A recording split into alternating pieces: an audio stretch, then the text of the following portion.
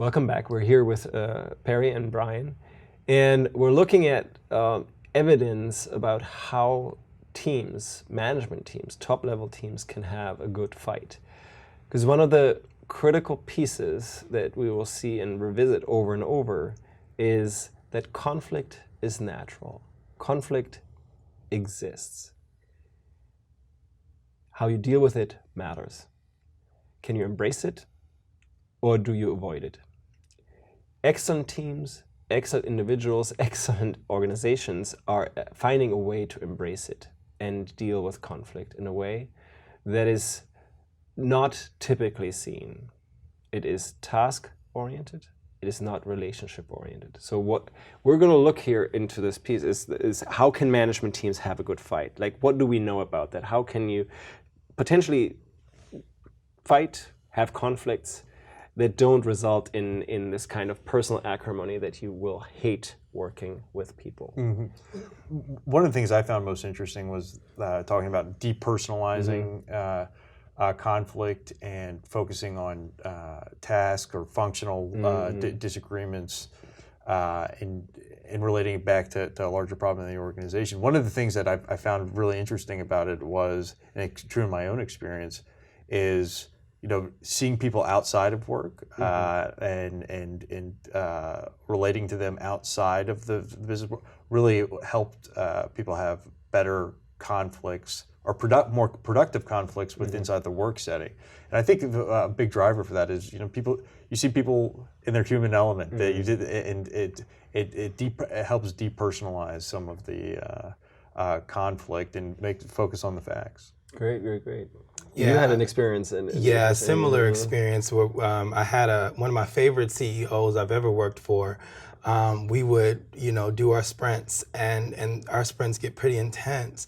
And then he would take us all salsa dancing, and he couldn't salsa dance at all. But 75% of our office was Latinx, so we went salsa dancing. And so that sort of helped, I think, to your point, it sort of helped create or, sort of construct in our minds what the human version of him, well, it shifted balances of power. As we saw him in ways that we've never seen him before. So it sort of dissolved the illusion that, he would use his power against us because we came in with that feeling, right? And then it also sort of gave us context for, your humanity and your humanity. So we saw our coworkers and our, other parts of the management team in their true humanity.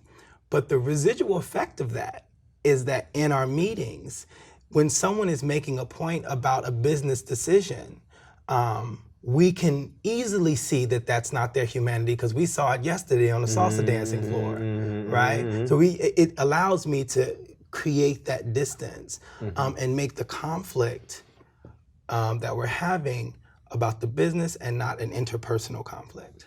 So it's task-related conflict, right? And I think what it points to is what students, what we've talked about is the drive to bond and the importance of the drive to bond as well, building trust. Trust with everybody around you, and especially in top-level teams, is critical to have a good fight.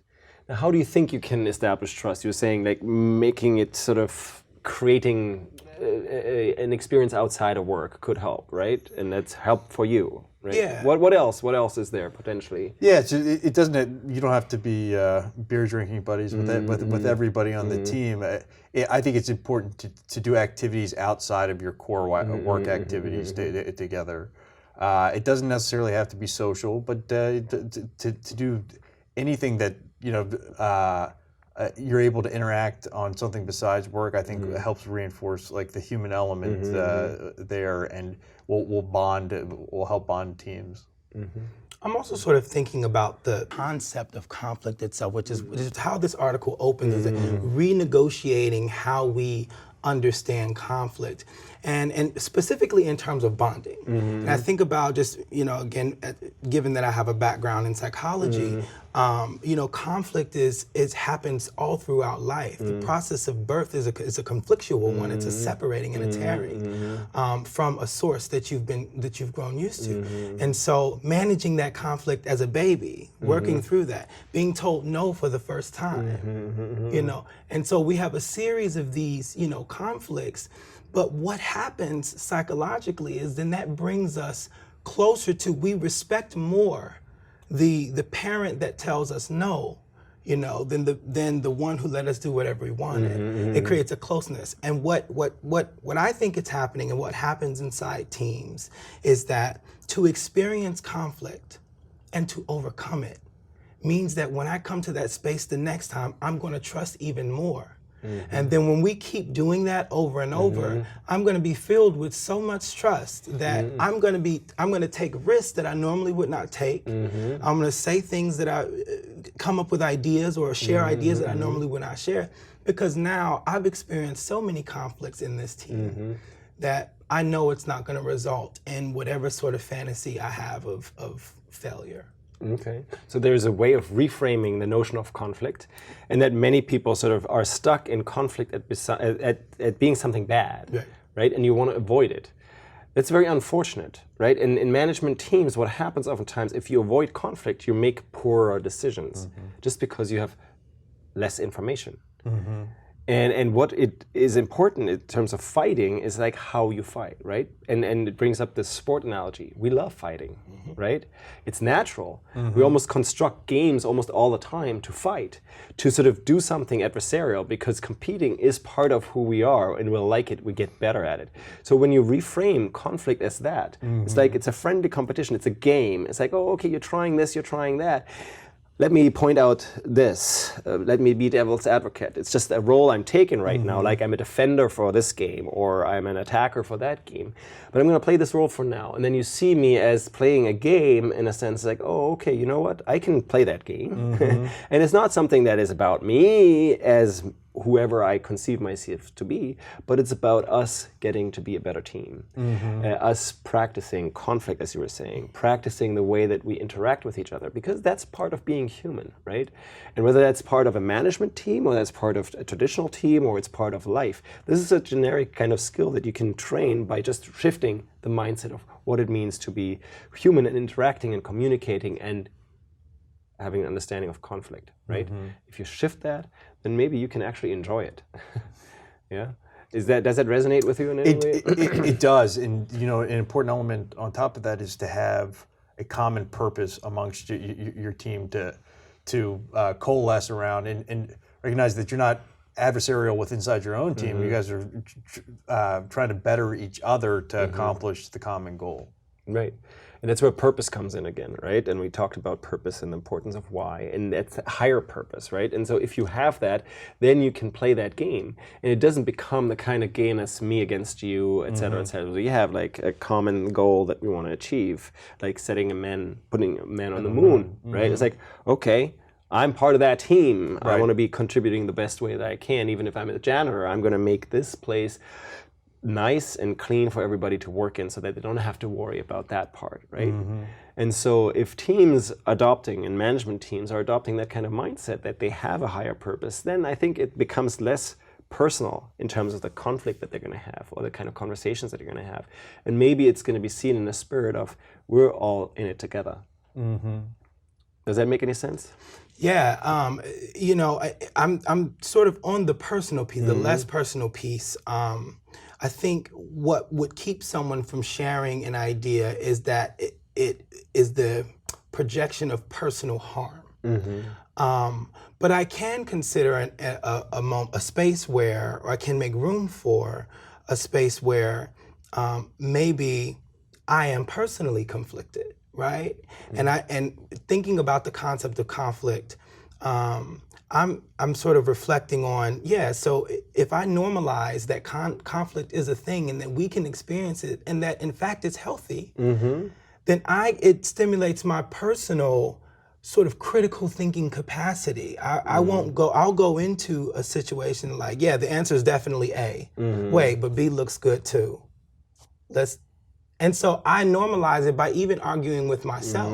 And so in that way, it is a personal experience. I'm getting personal practice with it, but it's not inflicting personal harm. It doesn't say anything negative about me that I can't just come up with the answer like that. Interesting. That reminds me of sort of a Buddhist principle of sort of being committed, but not attached, right? And oftentimes what happens is that people are very attached.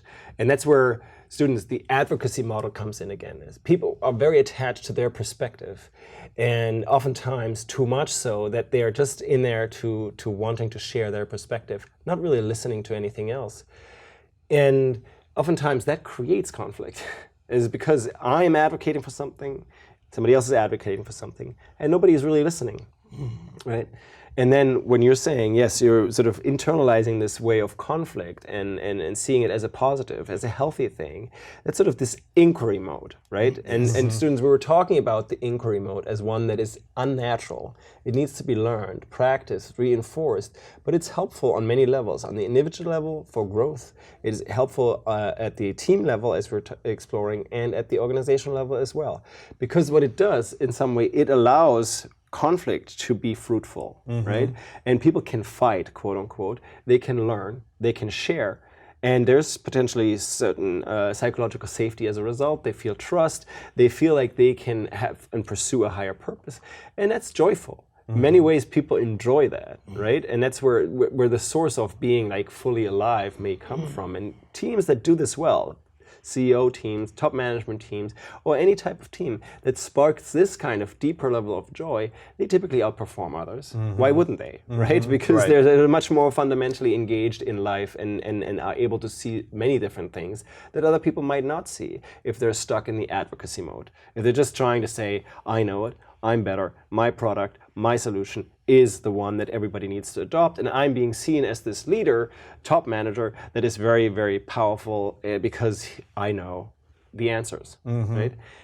Unfortunately, this is still, students, this is still the most dominant perspective on leading teams, is that yes, there is some kind of hero out there that knows it all, and that you need to fulfill that role, that when you become the manager, you need to know the answers. And this is an unfortunate stereotype because it makes it much more difficult to engage in productive conflict. It works okay, it works well sometimes, but it doesn't necessarily get you to excellence. And that's what we're trying to explore here, is how can teams have a great fight, how they have a good fight, how they can advance the organization, how they can contribute to this higher level purpose. And again, I just want to recall that this connects with the conversations that we had about human nature.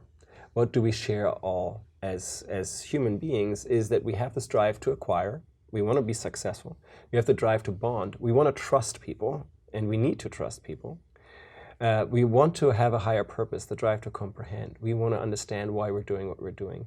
And the drive to defend. We want to feel safe. We want to create this space. And when we do create that space, we feel alive.